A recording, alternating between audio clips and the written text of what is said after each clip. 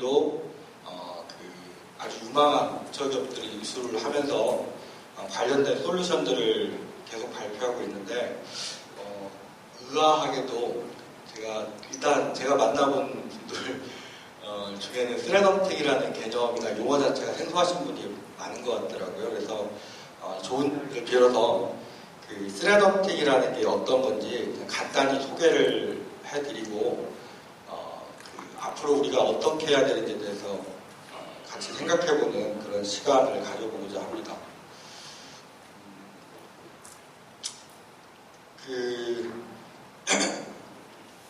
이 손자병법 얘기로 시작을 하고 싶은데요. 죄송합니다. 손자병법 전략과 전술 편에 보시면 전술 없는 전략은 승리를 더디게 만들고 전략 없는 전술은 패배로 이끈다라고 하는 구절이 있습니다. 굉장히 제가 좋아하는 구절 중에 하나인데 사실 우리가 보안을 하면서 우리에게 가장 부족한 건 시간도 돈도 아닌 것 같고요. 물론 부족합니다만 우리에게 사실 가장 부족한 게 전략이 아닌가 생각을 많이 합니다.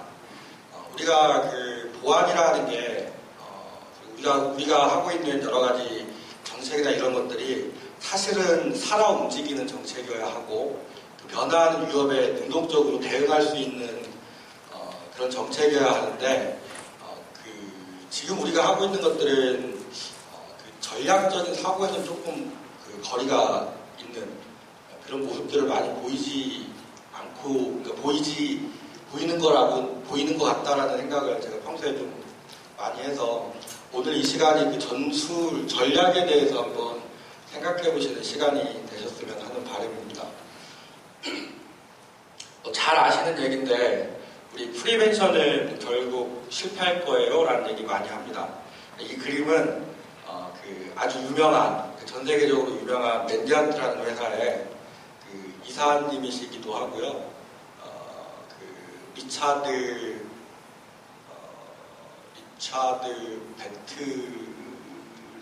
벤트리치인가요?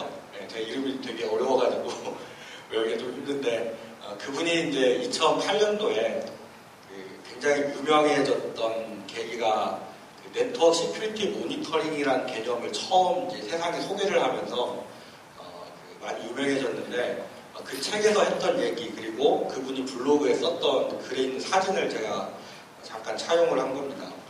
근데 이분이 네트워크 시큐리티 모니터링 그러니까 쉽게 얘기하면 네트워크 트래픽을 실시간으로 수집을 해서 저장을 해야 되고 우리가 그걸 분석해서 침해 사고를 탐지를 해야 된다라는 주장을 하셨는데 그때 이제 그 논리로 얘기하셨던 게 바로 이 얘기거든요.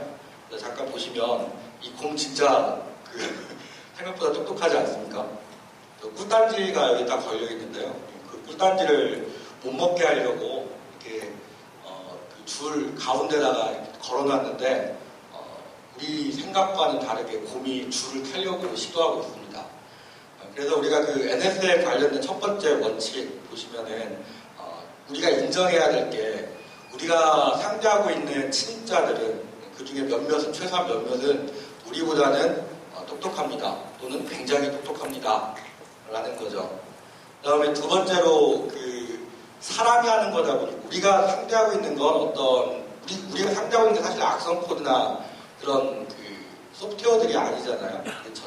실제 우리가 상대하고 있는 것들은 공격자들, 그러니까 사람이고요. 사람이기 때문에 실제 침입자들의 행동이나 이런 것들은 예측하기가 거의 불가능에 가깝다라고 판단하는 게 맞는 것 같습니다. 공격자들이 언제 공격을 해올지, 어떤 방법으로 공격해올지, 우리가 어떤 취약점을 공략할지, 어떻게 데이터를 가져갈지 사실은 예측하기가 굉장히 어렵죠. 그렇기 때문에 결국은 차단은 실패할 수밖에 없다라는 게 결론이 될 수밖에 없고요. 그렇기 때문에 우리가 여기에서부터 모든 전략을 다시 한번 고민해보고 검토해볼 필요가 있다라는 얘기입니다. 우리 흔하게 하는 얘기인데요. 프리벤션이 실패할 수밖에 없는 수많은 이유들을 대면서 흔하게 하는 얘기인데 가장 대표적인 게 노티피케이션 프린시플 같은 경우에는 요새 원칙이라고 하는 건데 다 아시는 얘기입니다. 공격자는 하나의 요새만 점령하면 되지만은요, 우리는 100군데 포인트를 막아야 되기 때문에 막아야 될 모든 포인트의 요새를 만들어서 지켜야 되는 거죠. 그 비대칭입니다. 그렇죠? 공격자는 한 군만 뚫어도 되는 거고 우리는 그 100번의 전투에서 모두 다 승리를 해야 실패하지 않게 되는 거기 때문에 상대적으로 굉장히 불리한 위치에 놓여 있고, 그래서 완벽한 프리벤션을 한다는 게 굉장히 힘든 일일 것이다라는 얘기예요. 비대칭이라는 건 아까 말씀드렸던 요거랑도 연관이 있고요. 그것뿐만 아니라 시간, 그리고 비용, 경제적인 측면 모든 것들이 그 공격자들이 압도적으로 우세한 상황 속에서 전쟁이 벌어지고 있는 거기 때문에 방어자인 우리 입장에서는 굉장히 많은 어려움을 겪을 수밖에 없고요.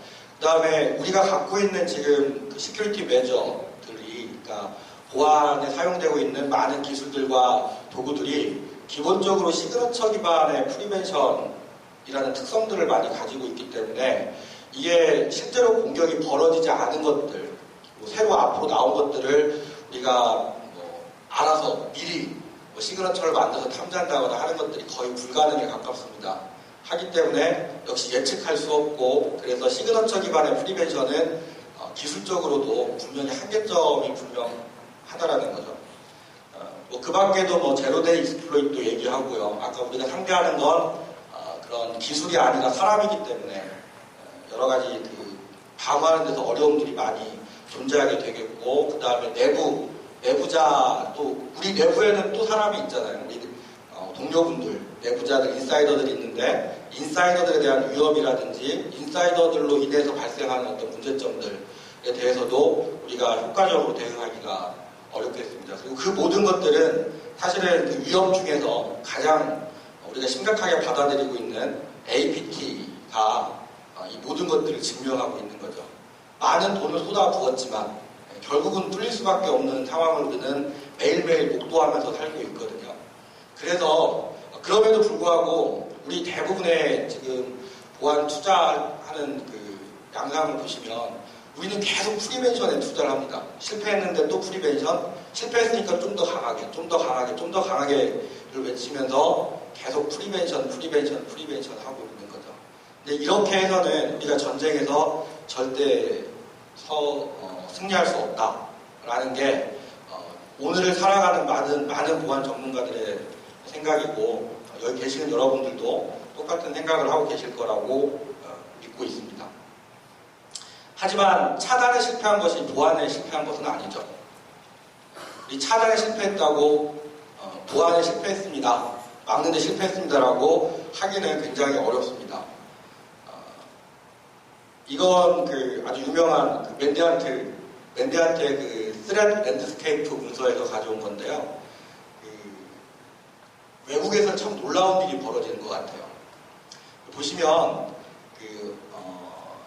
기관들이요, 실제 맨디안트가 침해 사고를 조사를 했는데 제가 들은 바로는 그 APT 사례 중에 가장 오랫동안 탐지되지 않았던 APT 공격이 현재까지 알려져 있는 건 한 5년 정도 된 게 있답니다. 영국 모 회사에서, 대기업에서 있었던 일인데 5년 동안 APT를 당하고 있으면서도, 실제 정보가 나가고 있으면서도 탐지하지 못했던 그런 사례가 있다고 해요. 근데 2016년도에 맨디안트에서 발표한 자료를 보시면 그 침해 사고를 당했던 기관들이 실제로 침해 사고를 인지하는 경우가 크게 보면 두 가지죠. 스스로 탐지해낸 경우, 그리고 외부로부터 그 사실을 알게 된 경우. 외부로부터 알았다는 건 수사기관이 연락을 해왔다든지, 아니면 실제로 데이터가 유출되는 사건이 벌어지고 그로 인해서 우리가 인지하게 됐다든지, 이런 것들이 다 익스터널 노티피케이션이 되겠습니다. 인터널 디스커버리는 요건 이제 적극적인 어떤 그 대응 전략과 기술들을 활용해서 사고가 나기 전에 미연에 방지했던 케이스들을 얘기하는 건데요. 2016년도 자료니까 2015년 얘기가 되겠습니다. 2015년도에는 그 외부로부터 통보를 받아서 침해 사고를 인지한 기관들이 APT를 탐지하는데 걸렸던 평균 시간이 320일이래요. 1년인데 1년. 그러니까 최초의 악성 코드가 감염이 되고 나서 1년이라는 시간 동안에 우리가 많은 프로텍션, 프리벤션 메커니즘들을 가지고 있고 탐지하기 위한 많은 활동들을 수행을 했지만 실제 그 공격을 탐지할 수 없었다라는 거죠. 근데 놀랍게도 적극적으로 그 탐지하기 위해서 많은 노력을 기울였던 회사들은 56일 정도예요. 56일 정도. 여기는 이제 분석이 약간 좀 차이가 있는데 실제 본문에는 59일로 표기가 되어 있는데 여기는 56일로 나와 있더라고요. 그러니까 한 감염되고 악성 코드 감염되고 나서 약 2달 정도의 시간 내에 다 그 탐지를 해냈고 성공적으로 방어를 할 수 있었다는 얘기인데 이 수치가 놀라운 이유는 뭐냐면 그 전년도 2014년도에는 인터널 디스커버리 자체가 별로 없었고요. 그러니까 내부적으로 이렇게 뭔가를 실제로 막 활동을 해서 치매 사고를 탐지했던 케이스들 자체가 많지도 않았었고 실제 그 기간도 300일에 가까웠는데 내부적으로 탐지했다 하더라도 여러 가지 그 방법을 통해서 300일에 가까웠는데 불과 1, 2년 사이에 그 내부 활동에 의한 탐지가 한 200일 이상 단축된 그런 아주 놀라운 상황들을 보여주고 있다는 거죠. 이건 외국에 있는 많은 회사들이 적극적으로 치매 사고를 탐지하기 위한 노력을 하고 있다는 반증이 될 수 있겠습니다. 어쨌든 그래도 이 평균값이 별로 의미는 없지만요. APT 그 2015년도에 맨디안트가 조사했던 APT, 그러니까 맨디안트가 그 아시겠지만 치매 대응 서비스를 전문적으로 하고 있는 글로벌 펌인데 치매 대응 서비스만 가지고 뭐 연간 매출 1조를 한다고 하니까요. 굉장히 많은 케이스, 전 세계에서 많은 케이스를 접하는 거죠. 미국만의 케이스가 아닙니다. 글로벌 펌이 그 동남아시아에서도 많이 활동을 하고 있고, 뭐 우리 아시아 같은 경우는 싱가포르, 일본에서 주로 활동을 하고 있고, 뭐 아랍권이라든지, 뭐 미국, 유럽, 뭐 그런 도처에서 발생했던 사건들을 갖고 한 통계니까 현재 우리가 접하고 있는 상황을 잘 보여주고 있는 자료다라고 얘기할 수 있겠습니다. 어쨌든 그 APT를 탐지하는데 평균 5개월의 시간이 걸린답니다. 근데 우리가 프리벤션에 실패하게 되는 시점은 사실 그 알고 있는 킬체인 개념을 통해서 생각해보면 그 최초 컴프로마이즈, 이니셜 컴프로마이즈나 아니면 최초의 베이스 캠프를 설치하는 그 네트워크 푸돌들을 이스태블리싱하는 이 단계에서 프리벤션 메커니즘이 여기서 동작하는 거고요. 여기에서 실패했다는 얘기거든요. 근데 우리가 프리벤션을 예를 들어서 뭐 네트워크 푸돌드가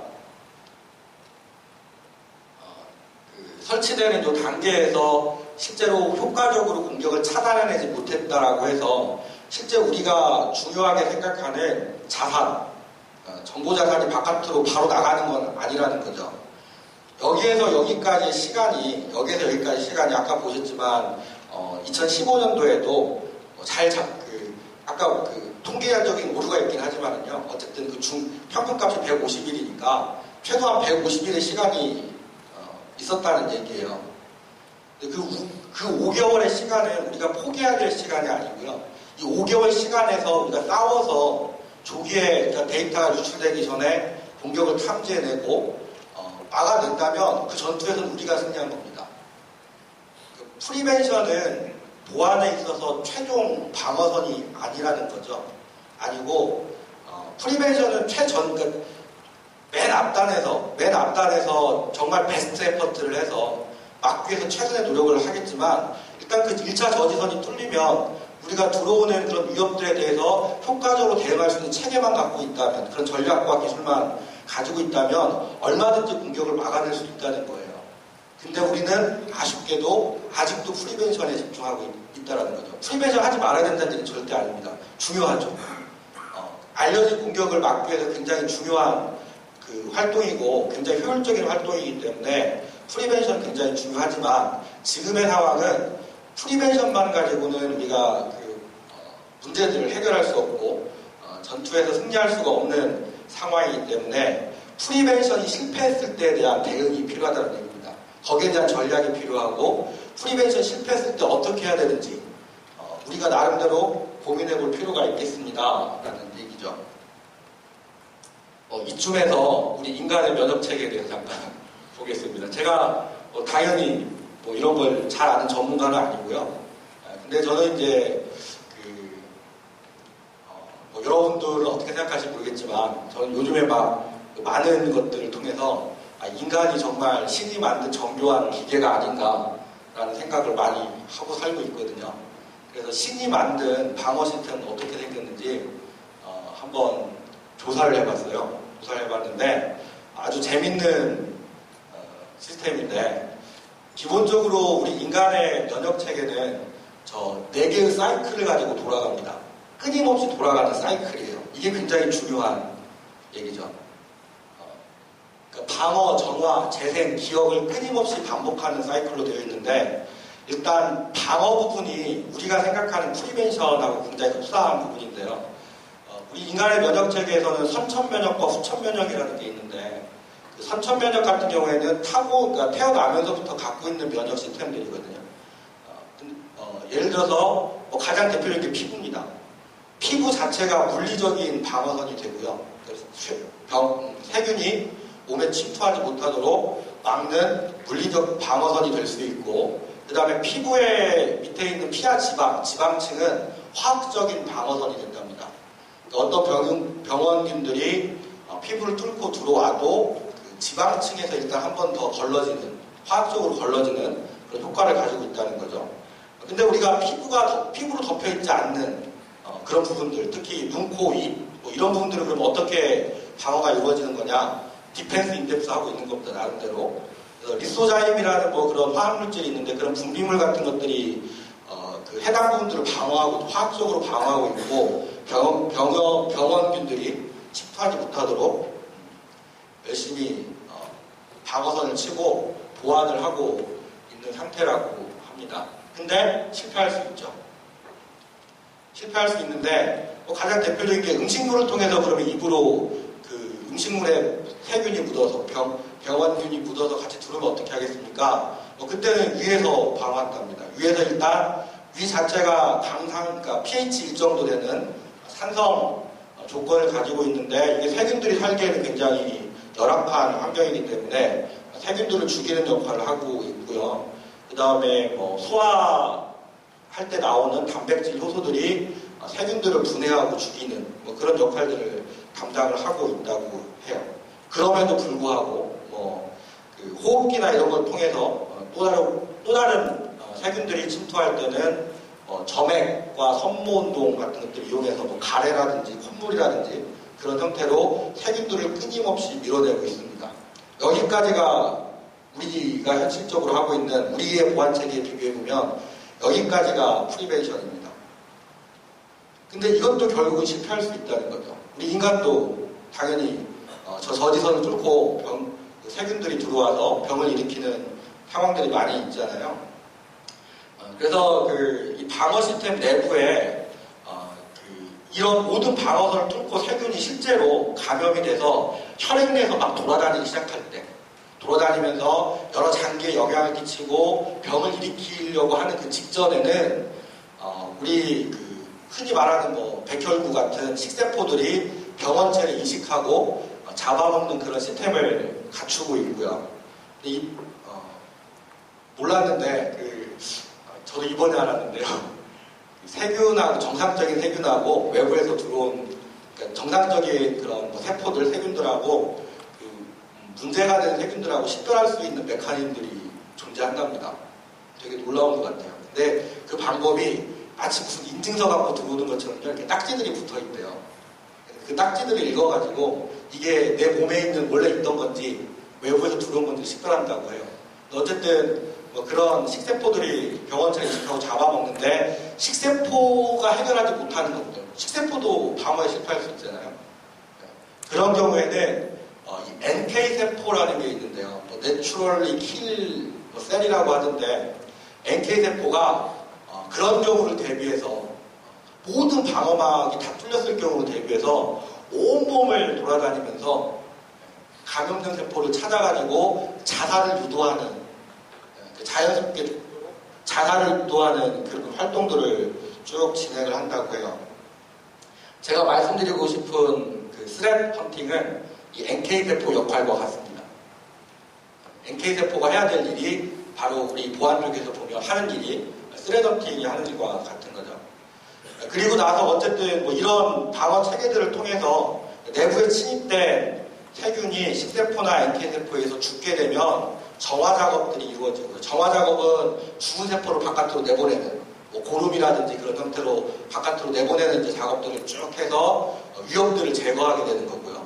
그리고 나서 문제가 생겼던 그 위험 때문에 손상을 입었던 데미지를 입었던 그런 뭐 장기라든지 여러 뭐 피부라든지 그런 것들을 재생하는 작업. 그래서 원상태로 복구하는 거죠. 감염되기 이전의 상태로 복구를 하고 놀라운 게 여기서부터는 후천 면역이 동작을 해서 그 공격을 받았던 세균에 대한 기억을 하게 된답니다. 그래서 그 횟수가 많으면 많을수록 그다음에 더 심하면 심할수록 더 강한 기억을 갖게 되고요. 그 기억에 의해서 한 번 당했던 공격은 당하지 않도록 우리 후천 면역 메커니즘들이 동작을 하게 되는 거죠. 그러니까 예방접종의 원리나 또는 우리가 병에 걸린 후에 항체가 생긴다든지 그런 것들이 바로 이런 부분에 해당하는 메커니즘이 되겠습니다. 그래서 기억, 그 다음에 또 방어하고요. 정화하고 재생하고 기억하는데 여기서 우리가 알아도 우리가 좀 지켜볼 만한 게 많은 힌트나 이렇게 인사이트를 받을 만한 건 우리 몸은 그 방어 메커니즘 자체가 그러니까 문제가 될 수 있는 병원균의 제가 멀리 찍고 혀가 보이네요. 침투를 원천봉쇄하는 전략을 갖고 있는 게 아니고요. 세균이 침투했을 때 신속하게 이걸 제거하고 원상태로 빨리 회복하는 게 기본적인 기전, 동작 메커니즘이라는 거예요. 그러니까 프리벤션을 목적으로 하고 있는 시스템이 아닙니다. 우리 몸의 면역체계 자체는. 근데 우수성은 입증됐잖아요. 우리 아직까지 죽지 않고 살아있고요. 수많은 세균의 공격을 하루에도 엄청나게 많이 받으면서도 잘 버텨내고 살고 있거든요. 앞으로도 더 많이, 더 오래 살아야 되겠지만. 그리고 또 한 가지 더 기억할 거는 한 번 당했던 공격에 대해서 기억을 하고 유사한 공격이 재발했을 때 보다 효과적으로 신속하게 공격을 차단할 수 있는 그런 기억 메커니즘을 갖고 있다는 거예요. 그래서 끊임없이 전략이 그러니까 방어 형태가 끊임없이 위협에 맞춰서 수정되는 형태를 가지고 있는 겁니다. 우리가 실제로 해야 되는 보안 전략이 저는 인체 면역 시스템과 같아야 된다고 생각을 하고 있고요. 그게 또 요즘에 재작년부터 많이 나왔던 어댑티브 시큐리티라는 그런 개념입니다. 가트너에서 리포트를 내면서 굉장히 유명해진 개념이었고 많은 분들이 공감을 했던 개념이었는데 일단 어댑티브 시큐리티를 얘기하기 전에 결국 프리벤션은 결국 실패할 수밖에 없고 근데 그 프리벤션의 실패가 보안 전체 실패를 의미하는 건 아니기 때문에 우리가 전쟁에서 성공을 해야 된다면 승리를 해야 된다면 우리의 목적 자체를 우리의 관점 자체를 우리의 출발선 자체를 바꿀 필요가 있겠다는 거예요. 우리의 목적은 절대 침투할 수 없는 모든 공격을 완벽히 봉쇄하는 시스템이나 네트워크를 구성해서 운영하는 게 아니고요.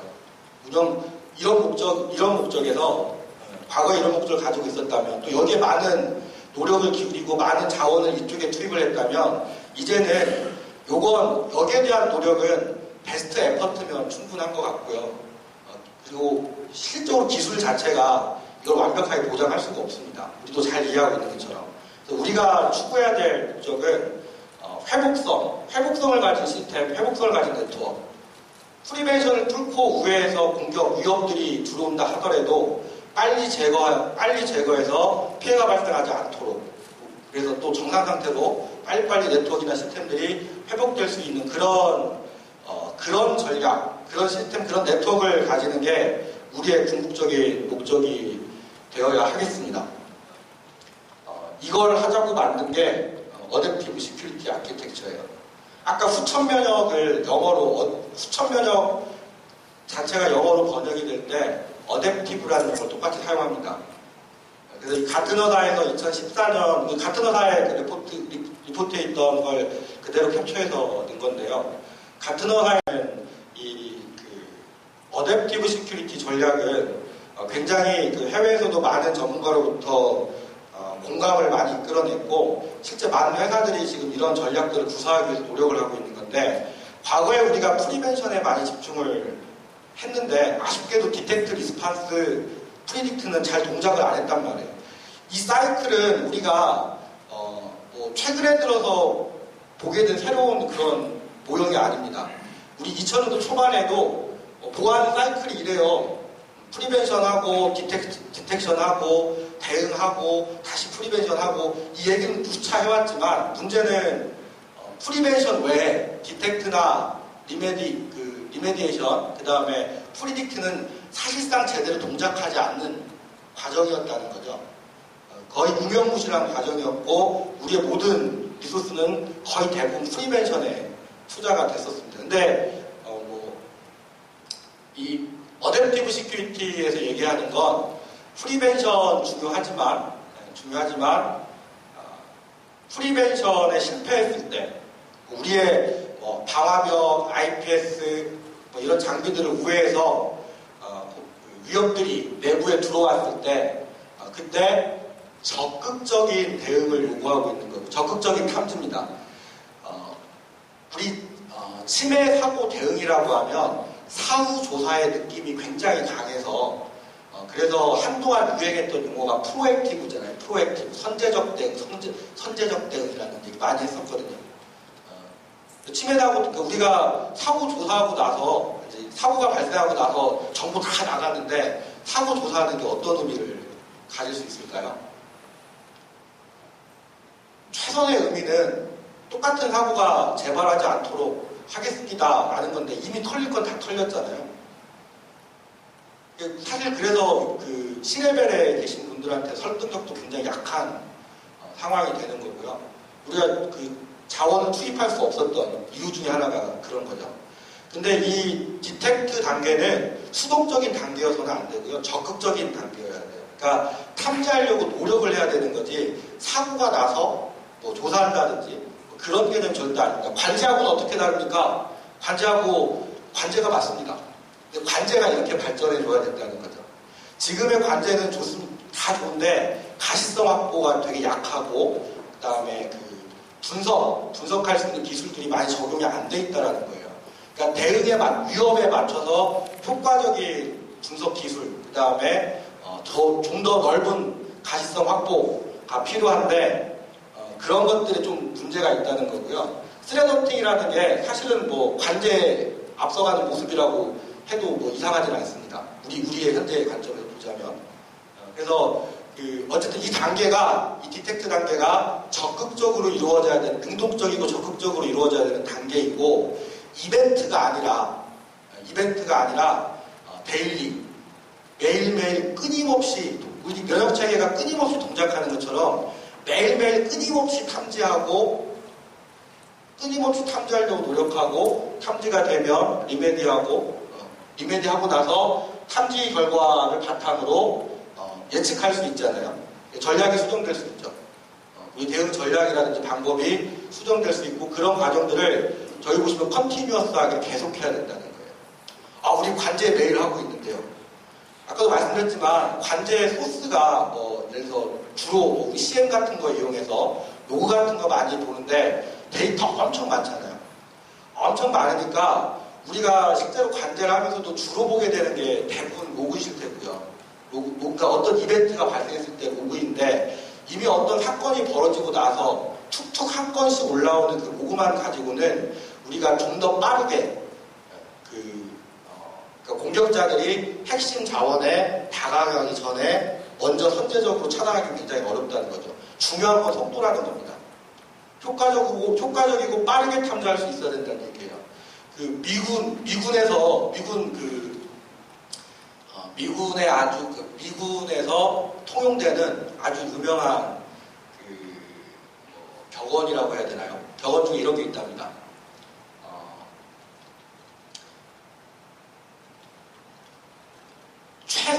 최선의 어떤 그 전투 상황에서 최선의 결정을 내리기 위해서 이틀을 쓰는 것보단 차선의 결정을 오늘 내리는 게, 지금 내리는 게 낫다. 그 전투에서 되게 중요한 게 속도라는 거죠. 우리도 속도가 굉장히 중요하거든요. 실제로 그러니까 탐지해내고 그 공격 위협을 제거할 때는 하루가 더 빠르게 바로 내일 자원이 그 핵심 자산이 털릴 수 있는 거니까요. 하루라도 빠르게 탐지해내는 게 굉장히 중요한데 그 속도의 관점에서 보면 지금 우리가 사용하고 있는 방법은 그 속도를 보장해 줄 수가 없다는 거예요. 왜냐하면 다 이벤트 후에 남는 로그예요. 뭘 이렇게 적극적으로 찾는 게 아니고요. 어떤 사건이 벌어지고 나서 남는 이벤트가 벌어지고 남는 로그만 가지고 우리가 탐지하는 거기 때문에 속도를 보장할 수 없는 방법이고, 그래서 우리가 속도를 보장할 수 있는 다른 방법들을 좀 고민해 볼 필요가 있겠다는 겁니다. 그 핵심에 스레던팅이 있는 거예요. 위협사냥이라는 게 있는 겁니다. 위협사냥 별거 아닙니다.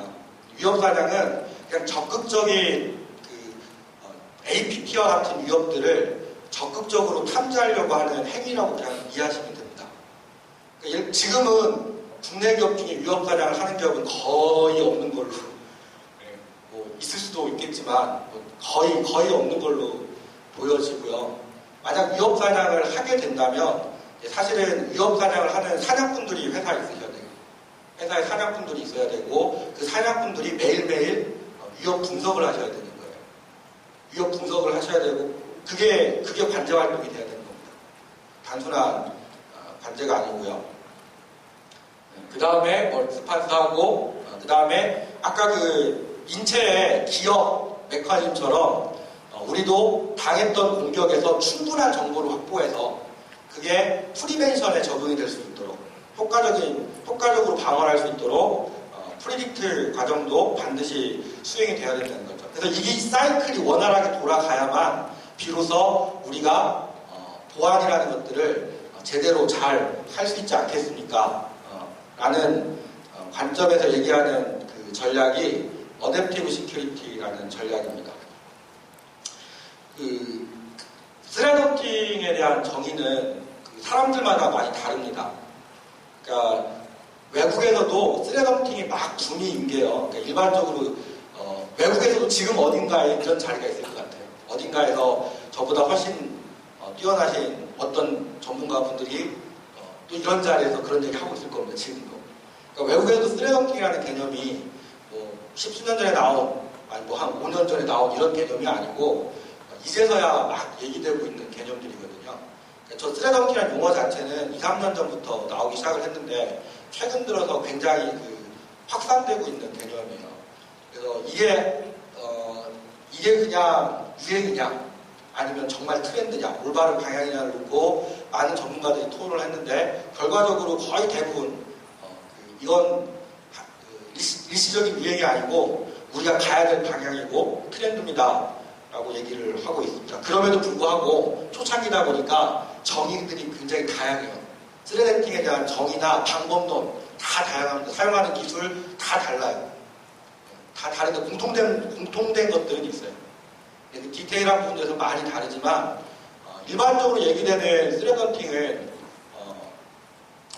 가장 중요하게 스레던팅의 정의에서 가장 중요하게 우리가 받아들여야 될 거는 프로액티브라는 단어고요. 능동적이어야 된다는 거고 위협을 탐지하고자 하는 적극적인 의사를 가지고 최선의 방법을 이용해서 탐지를 해야 된다는 겁니다. 그 다음에 두 번째로 반복적이어야 된다. 반복적이고 지속적이어야 되는 겁니다. 어느 날 한 번 하는 게 아니라는 거죠.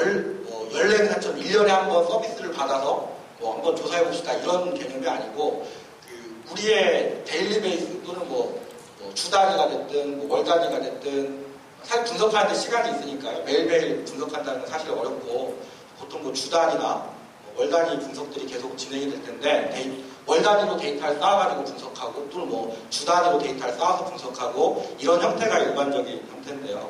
어쨌든 끊임없이 그런 탐지 노력들이 이루어져야 된다라는 얘기예요. 근데 그때 그러면 어떤 걸 씁니까? 기존의 장비를 다 무시하는 겁니까? 절대 아니죠. 기존의 프리벤션에 사용됐던 방화벽, IDS, 마찬가지로 관제에 사용되고 있는 CM 마찬가지로 다 그 스레덤팅에 필요한 후수들을 갖고 있는 디바이스들이거든요. 그러니까 저런 디바이스로부터 로그를 뽑아오고 네트워크 디바이스들에서 로그를 모으고 중요한 서버에서 로그를 가져오고 네트워크 트래픽을 지속적으로 수집하고요. 하루 수집해갖고는 안 돼요. 그 스레덤팅에서 가장 중요한 건 컬렉션입니다. 데이터 컬렉션. 이 데이터 컬렉션이 데이터가 없으면 분석할 것도 없어요. 근데 데이터 분석한다고 해서 야 우리 지금부터 분석할 거니까 지금부터 수집해 하고 수집하고 나서 분석한다. 이게 별로 의미가 없어요. 효과적으로 찾을 수가 없습니다. 옛날 데이터가 필요합니다. 왜냐하면 옛날의 데이터들이 우리가 정상적일 때 우리의 모습이 어땠는지를 가장 잘 보여주는 데이터들이고 현재 만약에 위험이 있다면 연관 분석을 통해서 특이점들을 찾을 수가 있게 되는 거예요. 그래서 우리가 로그만을 통해서는 알 수 없는 일들 그런 것들을 밝혀내고 알아내고 그래서 좀 더 빠르게 그 공격을 탐지해내고 위험을 탐지해내고 제거할 수 있게 된다는 거죠. 이것도 제가 그린 건 아니고요. 외국의 한 전문가가 자신의 블로그에다가 쓴 건데 저기 어택 라이프 사이클 보세요. 근데 저는 이걸 왜 했냐, 왜 여기 슬라이드에 넣냐면 실체는 다 아시잖아요. 다 중요한 얘기, 다 아시는 얘기니까 중요한 얘기 아닌데, 근데 저기 보시면 동시에 세 군데에서 공격을 받고 있는 상황을 가져간 거예요. 그러니까 APT 그룹 X, 그 다음에 어떤 범죄적인 목적을 갖고 있는 범죄 집단 Y, APT 그룹 Z. 세 개 그룹이 동시에 우리 네트워크에 있을 수 있다는 생각 해보신 적 있나요? 근데 실제가 그렇답니다. 실제가 그렇습니다. 외국의 많은 케이스들을 보면 심지어는요, 한 개 그룹이 APT 한 개 그룹이 어떤 타겟 조직을 해킹을 할 때도 예를 들어서 한 개 오퍼레이션을 하는 게 아니에요. 두 개, 세 개 오퍼레이션을 동시에 수행합니다. 그 중에 두 개는 탐지돼도 상관없어요. 마지막 하나만 성공하게 되는 거죠. 그래서 동시작전, 전쟁이 진짜 전쟁이라는 거예요. 똑같이 전술을 가지고 있는 전쟁이고 전략과 전술을 갖고 있는 전쟁이고 보통은 동시작전을 많이 수행을 하고 있고 그 다음에 특히나 매우 가치 있는 정보들을 갖고 있는 그런 타겟이라면 것처럼 여러 집단으로부터 동시에 공격을 받을 가능성도 있죠. 그럼 우리는 과연 저것들을 정확하게 분리해낼 수 있겠는가? 이건 이거고 이건 이거고 이건 이거고 분리해낼 수 있겠는가? 아니 또는 분석함에 있어서 겹치니까 오해 없이 방해받지 않고 위협을 탐지할 수 있겠는가에 관한 얘기거든요. 여기 보면은 실제로 세 개 조직이 겹치는 부분들도 있고 겹치지 않는 부분들도 있고 하는데 어쨌든 이런 라이프 사이클을 쭉 따라서 공격들이 이루어지는데 위협 사냥이라고 하는데 그럼 도대체 어디서 사냥을 하는 겁니까? 이건 이 그림에서도 나타나지만요, 위협 사냥은 시간적인 개념, 공간적인 개념, 장소의 개념을 얘기할 때 다 얘기할 수 있는데 일단은 우리 장소의 개념을 가지고 얘기를 하면 공간의 개념을 갖고 얘기하면 전 구간에 걸쳐서 사냥이 벌어지는 겁니다. 그러니까 소위 말하는 경계선 보완하잖아요. 그러니까 방화벽, IDS, IPS, 와프 이런 장비로부터 로그를 수집할 필요가 있고요. 그런 로그들을 한 군데 모을 필요가 있어요. 모아서 그것도 잘 관리해야 됩니다. 1개월 쓰고 버리고 2개월 쓰고 버리고 이러면 안 되고요. 잘 쌓아놔야 돼요. 로그가 굉장히 중요합니다. 그래서 페리미터에서 경계선에서 사냥이 벌어질 수 있고요. 그 다음에 인터널 네트워크에서 벌어질 수 있고 엔드포인트에서 벌어질 수 있어요. 그러니까 세 군데에서 사냥이 벌어지는 겁니다. 세 군데에서 사냥이 벌어진다고 하는 건 경계선을 방어하고 있는 장비들, 경계선에 위치하고 있는 네트워크 장비들로부터 우리가 사냥에 필요한 정보들을 수집하는 거고요. 그다음에 로컬 네트워크, 그러니까 인터널 네트워크에 있는 장비들, 인터널 네트워크를 왔다 갔다 하는 트래픽들을 수집해서 사냥에 필요한 정보들을 가져오는 거고, 엔드포인트, 중요한 서버들 또는 문제가 있다고 식별된 PC들에서 정보를 가져와서 사냥을 하게 되는 거예요. 그래서 사냥은 세 군데에서 동시에 벌어지게 되겠고요.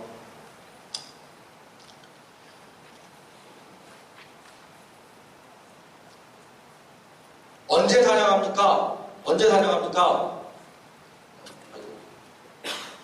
아까 말씀드렸지만 매일 합니다. 매일. 그러니까 어느 날 언제 공격해 올지 모르기 때문에 매일 하는 게 맞다는 거예요. 그래서 매일매일. 근데 이제 현실적으로는 아까 말씀드렸지만 매일매일 사냥이라는 건 사실 어렵고요. 데이터를 분석하고 하는 시간들이 있기 때문에 주 단위로 분석이 이루어진다든지 월 단위로 분석이 이루어진다든지 이런 식의 나름대로 조직의 상황에 맞는 사냥 시기들을 갖게 되겠죠. 어떻게 사냥합니까? 사냥 방법에 대해서 설명을 잠깐 드리려고 하는데, 첫 번째는 준비해야 되잖아요. 우리 준비할 게 뭡니까? 일단 사냥꾼이 필요하겠습니다. 이거 장비 갖고 못하는 겁니까? 빌 게이츠가 이런 말을 했습니다. 올바른 방법론으로 수행되고 있는 그런 작업을 자동화시키면 효과를 극대화시킬 수 있지만, 잘못된 방법론을 가지고 수행되고 있는 작업을 자동화시키면 문제점이 극대화된다. 이런 얘기 했거든요. 굉장히 인상적인 얘기 아닙니까? IT는요, 그러니까 우리가 보아하는 일반적인 IT는 시스템이 주가 되고요. 서버, 네트워크 장비, 이런 시스템이 주가 되고, 사람은 그 시스템을 운영하는 거잖아요. 근데 제 생각에, 그리고 제가 먼저 생각한 건 아니고, 외국의 전문가들 얘기를 듣고 동의하는 그 생각 중에 하나는, 보안에서 장비 솔루션들의 역할은 사람을 보조해줘야 되는, 서포팅해줘야 되는 역할을 담당을 해야 된다는 거예요. 주된 건 보안 활동을 하는 주체는 사람이어야 되고, 장비들은 그걸 보조해주는 역할을 해줘야 돼요. 서포팅해주는 역할. 분석가들이 분석을 좀 더 빠르게 할 수 있도록, 좀 더 편하게 할 수 있도록, 좀 더 정확하게 할 수 있도록 도와주는 역할이 돼야 되는 거지, 반대가 돼가지고 방화벽이 장비가 돼버리고요. 사람이 그걸 운영하는 형태가 되면, 그러면 우리가 일반 IT 오퍼레이터하고 우리 보안 전문가분들하고 차이점은 아무것도 없다는 거죠. 그냥 오퍼레이터죠. 우리 보안에서 요구하는 게 오퍼레이터가 아니고요. 전사들입니다. 전쟁터에서 싸울 전사들인데, 어쨌든 그런 관점에서 스레더팅은 자동화 이슈들이 있기는 있습니다. 자동화할 수 있는 부분들이 상당히 많이 도출이 됐고, 그래서 지금 보시면 해외에 생각보다 많은 회사들이 스레더팅 관련된 각자만의 독특한 아이디어를 가지고 독자적인 솔루션들을 지금 내놓고 있어요. 우리 스플렁크도 있습니다. 우리한테 잘 알려진 스플렁크도 유베이라고 하는 스레더팅에 도움되는 솔루션을 작년에 출시를 했고, 또 우리한테 잘 알려지지 않은 이상한 회사들, 그러니까 진짜 조그만 회사들이요. 그런 회사들이 정말 재밌는 솔루션들을 많이 갖고 있거든요. 많이 갖고 있는데 그런 자동화 이슈들이 있기는 해요. 그런데 경계해야 되는 건 그게 또 장비가 돼서는 안 된다는 거예요. 그것도 돌려놓고 자동으로 돌려놓고 탐지해봐, 이게 아니라는 거고요. 결국에는 헌터가 사람이 가장 중요한 롤을 담당을 해줘야 된다는 겁니다. 그럼 이 헌터라는 사람들은 도대체 어때야 됩니까? 어벤져스급, 아이언맨이나 이런 초능력을 가진 사람이어야 되는지, 아니면 진짜 엄청난 능력을 가진 사람이어야 되는지 아니고요. 누구나 다 헌터가 될 수 있습니다. 다만 이게 필요하죠. 헌터의 자격 요건입니다. 헌터들한테 필요한 공통적인 기술들인데요. 당연히 보안 위협에 대한 기술적인 이해와 지식이 필요합니다. 보안 위협에 대한 기술적인 이해와 지식에 대해서 제가 조금 시간이 생각보다 빨리 가네요. 좀 빨리빨리 진행하겠습니다. 한 번쯤 방문해 보셨으면 좋겠어요. 나는 APT를 얼마나 잘 알고 있나. 가장 문제가 되는 APT인데요. 여러 위협 중에서 뭐 인사이더 위협도 있고, 뭐 APT 위협도 있고, 뭐 별의별 위협도 있는데 가장 문제가 되고 있는 APT에 대해서 나는 A부터 Z까지를 기술적으로 이해하고 설명할 수 있는지 한 번쯤은 생각해 볼 필요가 있다는 거죠.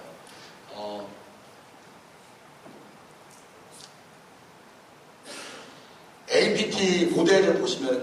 그러니까 이 스트레스 헌팅을 하려면 기본적으로 위협에 대한 이해가 필요하기 때문에 위협 모델을 만들어서 가지고 계셔야 돼요. 위협 모델이 있어야 내가 무엇을 어떻게 찾을 것인지, 무엇을 조사해서 어떤 걸 찾을 것인지를 결정할 수가 있거든요. 저 위협 모델은 죽어있는 문서, 죽어있는 모델이 아니고 계속 우리가 위협을 사냥하면서 계속 진화하는 모델이 되어야 됩니다. 그래서 그 위협 중에 우리 가장 관심 있는 APT 관련돼서 이렇게 보시면은 뭐 이런 거예요. APT 관련돼서 우리가 일단은 보니까 사냥의 관점에서 위협 모델을 쭉쭉쭉 고민을 해보면 CNC의 CNC의 특성들 가지고도 우리가 사냥에 활용할 수도 있겠고, 그러니까 어떤 APT A하고 APT B하고 구분할 수 있는 게 뭔지 생각해 보시면 쉽게 와닿으실 텐데, 걔들이 사용하고 있는 우리 TTP라고 하거든요. TTP, 테크닉, 그 다음에 프로시저입니다. 전략과 기술, 절차. 이 TTP가 가장 중요하다는 얘기를 많이 해요. TTP는요, 전략, 전술, 절차는 실제로 사람이 가장 많이 개입하는 부분이기 때문에 우리가 서로 다른 위협들을 구분할 수 있는 가장 많은 소스들을 갖고 있는 부분이 그 부분이에요. 그래서 그 TTP와 관련된 부분들을 꼽아보면 대체 이런 거거든요. 야, 니네 악성 코드 배포는 어떻게 하니? 아니면 사용하는 툴들은 뭐가 있니? 니네 익스플로이 주로 뭐 쓰니? 그 다음에 데이터 그 바깥으로 빼돌릴 때, 유출시킬 때 너네는 어떤 방법을 쓰니? 레터럴 무브먼트 할 때 너희들이 주로 즐겨 쓰는 툴은 뭐고 방법은 뭐니? 이런 것들을 해가지고 자, 여기서부터 출발해서 나누면 그런 식으로 쭉쭉쭉 뽑아져 나오거든요. 물론 이게 완벽한 거 아닙니다. 아니고 저희가 제가 그 예시만 보여드리려고 가져온 건데, CNC 같은 경우에도 보시면은 사용하고 있는 도메인의 특성, 얘네 사용하는 도메인은 이런 특성이 있어요. 여러분들 도메인 포렌식이라고 들어보셨나요? 도메인 보면 어떻게 조사하십니까? 최근에 로그를 보니까 데이터 사이언스를 통해서 우리가 1개월 정도 로그를 막 분석을 해봤더니 최근에 빈번하게 특정 몇 대 컴퓨터에서 방문하는 웹사이트가 나타났어요.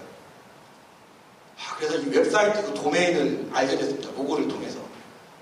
우리가 위협 사냥을 한다면 그 단계에서 어떻게 작업하냐면 그 도메인에 대한 조사를 시작을 해요. 도메인에 대한 조사를 시작을 하는데, 도메인에 대한 조사라는 게 후이즈 가시면 등록자가 누구고 나와 있잖아요. 근데 그걸 가지고 뭘 할 수 있을까요? 그 후이즈 정보를 보면 얘가 범죄 집단인지 나쁜 목적을 갖고 있는 애인지 알 수 있나요? 물론 옛날에는 후이즈의 도메인을 구입하고 등록하고 후이즈에 그 기록을 할 때요, 모두 다 거의 실명에 가깝게 했기 때문에 어느 정도 정보가 일치했지만, 지금은 아주 오래전부터 후이즈 프록시 서비스라는 게 있어서 대신 등록해줄 때 많습니다. 자기 이름들 안 나온단 말이죠. 그럼 그걸 보고 이게 범죄 목적을 가지고 있는 웹사이트인지를 어떻게 판단하겠다는 거예요. 가능합니다. 가능한데 외국에요, 아주 성견진명을 갖고 있는 업체가 있어가지고 14년 동안, 무려 14년 동안 전 세계 후이즈 데이터베이스를 매일매일 크롤링 해가지고 요만큼의 DB를 갖고 있는 회사가 있어요. 그 회사에서 그 후이즈 정보에 대한 과거 히스토리, 그 후이즈 히스토리가 굉장히 중요합니다. 자, 이 도메인이 한 달 전에는 어땠고, 그 전에는 어땠고, 그 전에는 어땠고, 한 달 전에 매핑됐던 IP는 뭐고, 등록자 이름 뭐고, 그때 웹사이트 모양은 어땠고, 뭐 그런 정보들을 쭉 가지고 있거든요. 가지고 있고, 그런 정보들을 조회하고 사용할 수 있도록 솔루션도 판매하고 서비스도 제공하고 있어요. 근데 그 방법이 여러분들 나중에 한번 경험해 보시면 아주 놀랍도록 굉장히 이해하기 쉽고 간단하면서 굉장히 효과적인 방법 중에 하나입니다. 도메인 분석하는 게 굉장히 효과적인 방법인데 그 회사처럼 십수년간의 정보를 수집해 왔기 때문에 가능한 일이거든요. 이게 다 뭐 한 일주일치 정보 가지고 그런다고 팔려 못해요. 못하고 이렇게 오랫동안 APT 집단들도요 매번 인프라를 새롭게 하기가 어렵습니다. 그렇죠? 새롭게 하기가 어렵고 비밀스럽게 작업을 한다거나 어떤 범죄 목적을 가지고 있는 경우라면 전 세계를 돌면서 할 수도 없고 그리고 우리가 나쁜 짓 한다는 걸 알고 있는 이 업체에서 저 업체에서 받아주기도 만무하기 때문에 그래서 그 사용하던 인프라를 계속 사용하는 경향성들을 가지고 있다는 거예요. 그래서 우리가 그 도메인 분석할 때는 그 히스토리를 보고요. 도메인 히스토리를 쭉 분석을 하고 그 다음에 등록자 분석하고 등록자와의 상관관계. 김태일이라는 사람이 이 도메인의 소유자인데 그러면 김태일이 등록한 모든 도메인을 다 끄집어 와요. 그 중에 과거 사건하고 매칭되어 있는 거 찾습니다. 그래서 이게 나왔는데 이 IP 대역하고 매칭되어 있는 다른 도메인을 찾습니다. 그 IP들 우리 네트워크에 나와 있는지 봐. 촉촉 찾습니다. 이게 스레던팅입니다. 이런 식으로 작업하는데 여기에는 그 많은 양의 데이터가 필요하고요. 그러니까 오랫동안 컬렉팅 되어 있는 데이터가 필요하고 분석하기 위해서 데이터 사이언스가 필요합니다. 그래서 그 스레던팅을 하시는 분들이 가져야 될 필수 능력 중에 하나가 데이터 사이언스예요. 데이터 사이언스에 대한 이해. 데이터 사이언스는 주로 통계학과 관련이 많고요. 요즘 얘기하는 머신러닝, 딥러닝도 다 그런 범주 안에서 보실 수 있습니다. 그렇다고 머신러닝 전문가가 돼야 된다, 데이터 사이언스, 딥러닝 전문가가 돼야 된다는 게 절대 아니에요. 하지만 우리가 그 데이터 사이언스로 통칭되는 데이터 분석 기법들 이미 오랜 시간 동안에 학문적으로 정립되어 온 많은 분석 기법들이 있어요. 그게 우리가 지금 그 많은 양의 데이터를 분석해내서 인사이트를 얻기 위해서, 그다음 위협에 대한 어떤 힌트를 얻어내기 위해서, 위협을 사냥하기 위해서 가져야 될 핵심 기술이 이겁니다. 그리고 많은 솔루션들은 그 자신들이 갖고 있던 그 데이터 사이언스 기술을 이용해서 그 데이터를 분석하는 방법들을 솔루션에 녹여놓은 거예요. 그건 어쨌든 사람이 쓰는 거고요. 그래서 사람이 그 기술을 이해하면서 쓸 필요가 있는 거죠. 당연히 디지털 플래싱 능력 필요하고요. 로지컬 싱킹은 누가 다 로지컬하지 않습니까? 자기가 로지컬하지 않다라고 생각하는 사람 없는 것 같아요. 그 다음에 헌터가 필요하고 그 다음에 툴은요. 커머셜도 많이 있고 오픈소스도 많이 있는데 제가 이 슬라이드는 담아주지 못했는데 그 슬라이드 공개할 때는 벤더나 이런 것들 같이 해서 올려드릴게요. 그래서 보시면 될 것 같고요. 오픈소스 중에 이 패킷 수집할 때 혹시 네트워크 패킷 수집해서 분석하실 의향이 있으시다거나 아니면 관심 있으신 분들은 브로라고 하는 툴 브로라고 하는 거 많이 들어보세요. BRO, 브로. 위협 사냥 하시는 분들이 네트워크 패킷 분석할 때 쓰는 네트워크 패킷 수집 툴은 거의 100%가 브로라고 보시면 돼요. 브로가 패킷에서 메타데이터를 엄청나게 많이 뽑아줘요. 그래서 메타데이터를 받아가지고 파이썬이나 이런 데이터 분석 기법들을 이용해서 툴들을 이용해서 스크립트 랭귀지 툴 같은 걸 이용해서 분석해내면 굉장히 재밌는 결과들을 많이 볼 수가 있습니다. 그래서 이제 그런 것들도 있고 아까 도메인 같은 경우에는 아이리스 프레임워크라고 있거든요. 그게 이제 도메인 툴스라는 회사에서 판매하고 있는 솔루션인데 아이리스 프레임워크이 도메인 분석할 때 사용하는 프레임워크이고요. 이제 그런 식으로 유명한 툴들이 있어요. 이미 있고 그다음 저 툴 중에는 여러분들이 관심 가지셔야 될 게 제가 영업은 아니지만 UBA라는 솔루션은 관심을 좀 가지셔야 됩니다. 유저 비헤이비럴 그러니까 사용자 행위 분석 시스템인데요. UBA라는 게 사용자 행위 분석 시스템인데 이 사용자 행위 분석이 내부 사기 탐지나 이런 목적으로 사용될 수 있지만 보안 분야에도 이미 잘 적용이 돼서 상당히 신뢰할 만한 UBA들이 많이 나왔고요. 대표적인 회사 제품들이 몇 개 있어요. 그래서 그리고 같은 회사에서 예측하기로 앞으로 UBA 시장이 굉장히 클 거다. 굉장히 합리적인 솔루션이고 타당하다라고 지금 얘기되고 있는 그런 UBA 같은 것들이 사용자 행위의 이상 징후들을 탐지해서 우리가 위협의 징후를 발견한다거나 위협을 식별하는 데 도움을 주겠다는 거고요. 그 다음에 나머지 마찬가지인데 또 그 스레덤팅 하기 전에는 네트워크에 대한 기본적으로 그러니까 우리 네트워크에 대한 지식이 있어야 됩니다. 그러니까 외부에서 와가지고 하려면 되게 힘들어요. 힘들고 우리 네트워크에 대한 기본 지식이 있어야 되고 그 다음에 네트워크 베이스라인이라는 게 뭐냐면 현재 우리 네트워크의 상태 그러니까 주로 어떤 트래픽들이 얼마만큼씩 어떤 형태로 왔다 갔다 하는지 뭐 이런 식의 정보들이 있어야 되는데 그거는 우리가 알 수가 없잖아요. 데이터를 수집해서 분석을 통해서 확보하는 정보예요. 정상이 뭔지를 알아야 비정상을 알 수 있습니다. 그 네트워크 베이스라인은 정상적인 상태 우리 네트워크의 모습을 우리가 알고 있어야 된다는 거예요. 그래야 비정상이 뭔지 찾을 수가 있다는 거죠. 위험 사량은 시그너처 갖고 하는 게 아니에요. A가 들어가면 위협이에요. 이런 개념이 아닙니다. 거의 어노말리 디텍션에 가깝거든요. 그래서 이상 징후들을 찾아내야 하기 때문에 그 이상 징후에 대한 정의는 각 조직마다, 회사마다 다를 테니까요. 거기에 대한 이해가 필요하겠습니다. 라는 얘기고요. 이런 것들을 가지고 가장 먼저 하셔야 될 게 위협 모델을 먼저 수립을 하셔야 되겠고 뭐 위협 모델은 뭐 이런 식으로 여러 가지 관점에서 볼 수가 있죠.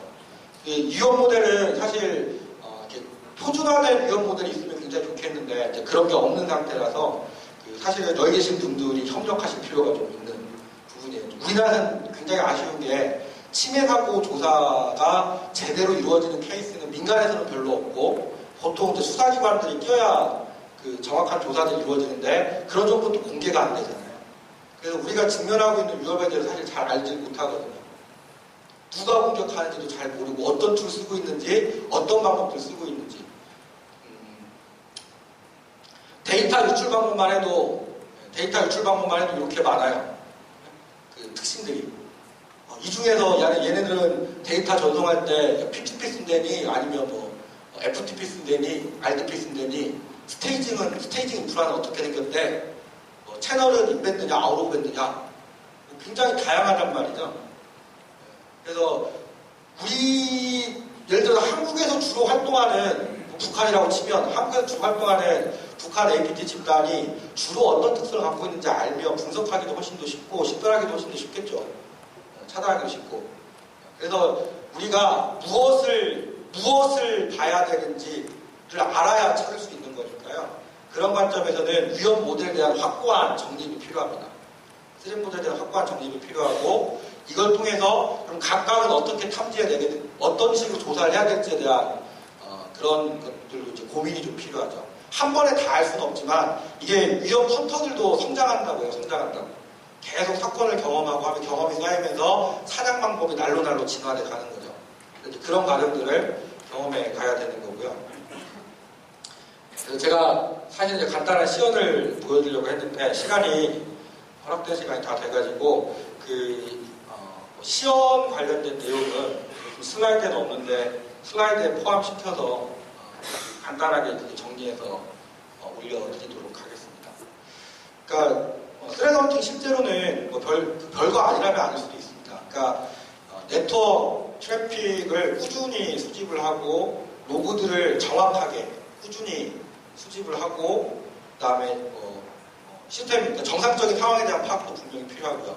그렇게 수집된 그 대용량의 데이터들을 기존의 시그너처 분석, 키워드 검색 이런 걸로 분석하시는 게 아니고 데이터 사이언스라는 방법론을 가지고 분석하는 거예요. 그래서 특이점을 찾아내는 겁니다. 특이점. 그 특이점 중에 아까 말씀드렸던 가장 대표적인 도메인 아니면 우리 네트워크 트래픽에서 CNC 찾을 때 가장 많이 찾는 것 중에 하나가 펄스라고 하는데요. 펄스 찾거든요. 펄스가 뭐냐면 악성 코드하고 CNC 서버하고 C2하고 주기적으로 통신한단 말이에요. 근데 그 주기가 다 달라요. 악성 코드마다. 어떤 애는 뭐 1시간에 한 번씩, 어떤 애는 30분에 한 번씩, 어떤 애는 비정기적으로. 그 펄스 같은 것도 펄스에서 나타나는 특성도 있을 테고요. 그런 식의 정보들을 우리가 분석해내는 거예요. 그러니까 이거는 키워드 검색이 아닙니다. 시각화가 중요한 분야이기도 하고, 그러니까 데이터 사이언스 시각화 항상 묶어서 얘기하지 않습니까? 그래서 데이터 사이언스 기법을 활용한 탐지 전략이라고 얘기하시면 되겠고, 이해하시면 되겠고요. 이해를 돕기 위한 시연은 아까 말씀드린 대로 그 슬라이드로 대신하도록 하겠습니다. 혹시 질문 있으신가요? 예. 역시 그 유명한 강사분이라서 머리에 속속 들어오는 강연 내용인데요. 일단 그 오늘 이업 사정에 대해서 좀 더 구체적으로 아시고 싶으신 상황인분들은 그 공개되는 발표 자료에 그 대표님 이메일을 하나 넣어주시면은 나중에 메일로라도 한번 그 문의를 하셔도 될 것 같고요. 지금 혹시 질문사항 있으신 분 계시면 손 들어주시면 마이크 전달해드리겠습니다. 예, 그러면은 여기까지 듣고요. 예, 발표 감사드립니다.